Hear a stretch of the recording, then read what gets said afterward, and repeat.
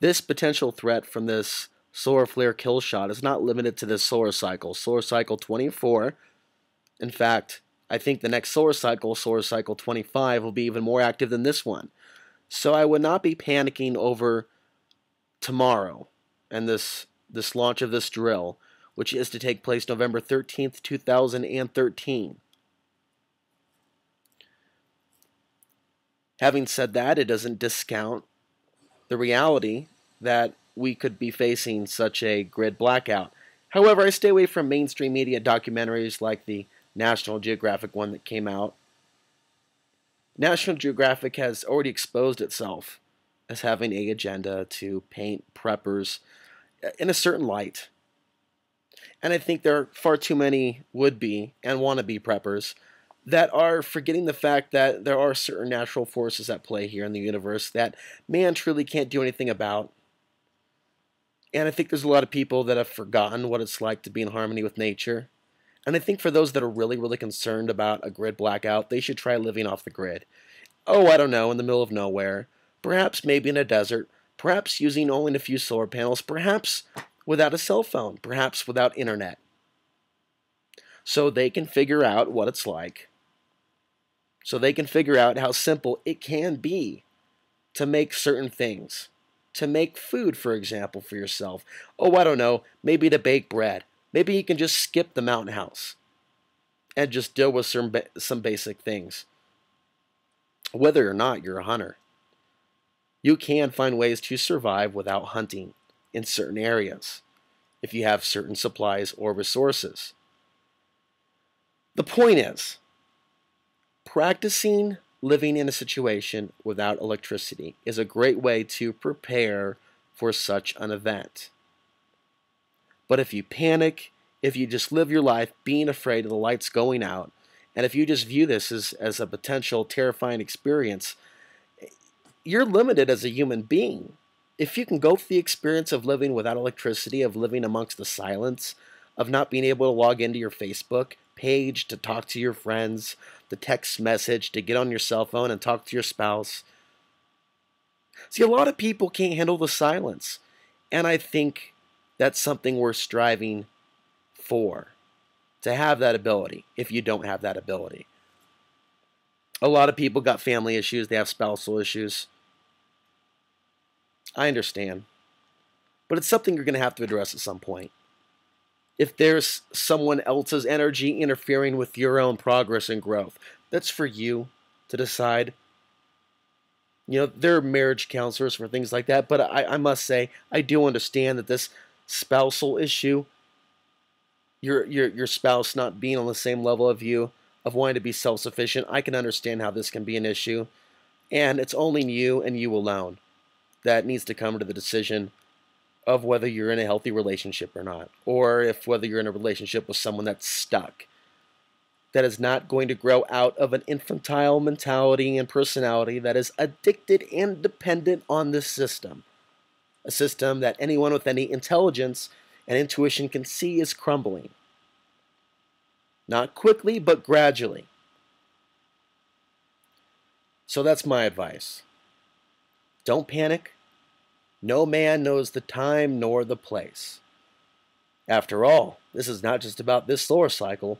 This is about the next solar cycle. Solar cycle 25. But if you're really worried, if you're having dreams about this event, maybe, just maybe, you might want to think about experimenting. That doesn't mean leaving your job permanently, but experimenting and checking, gauging, determining where you are at, and perhaps maybe where your family is at, or your spouse, in your ability to be independent, to survive a situation where there is no power. This is something that you might want to determine. And I'll close with this. I've been traveling for a while now with very little. Almost literally no money, except for just enough to put in the car. and not anymore. And I refrain as much as I can from begging. I accept the situation as it is for now. But I got to tell you, I don't think that I could be doing this psychologically, mentally, without a philosophical outlook on life, that I'm being taken care of by forces and energies beyond my comprehension. And I'm not a religious person, but I do recognize the creative forces in the universe. And I recognize how in my travels, with very little, I have been helped, I have been assisted in so many ways. In fact, I've seen evidence of this type of intervention in my life long before I went off the grid and before I became an activist. So this is not a new concept. This is an old concept that has come back into my life again through this experience of traveling with very little, not a lot of stuff, but having things kind of presented to me. This faith, this knowing has grown even stronger. If you can tap into that field and experience it, some people call it synchronicity, some people call it a miracle, when certain things come to you when you need them at the moment. However you're comfortable identifying with it, some people just call it chance or law of attraction. However you identify that luck, be it spiritual or otherwise, in its root, identify it and tap into that field, where that comes from, where things just work out. And you'll find out that's a lot more important than worried about the freeze-dried storage, than being worried about the looters, than all of these nightmares that are associated with the blackout scenario. And also consider this. Consider this. Consider how the systems of tyranny, the systems of oppression, the systems of control, how they're going to be affected if there's a worldwide or nationwide power outage. Explore all the possibilities, the positive outcomes, and the not so positive outcomes and repercussions. It's amazing how panicked people are about certain things, yet as panicked as they are, as worried as they are, as afraid as they are, it's amazing how they're missing some of the things that they actually should be concerned about. And I see situations where people are concerned about things that perhaps they could spend less attention on.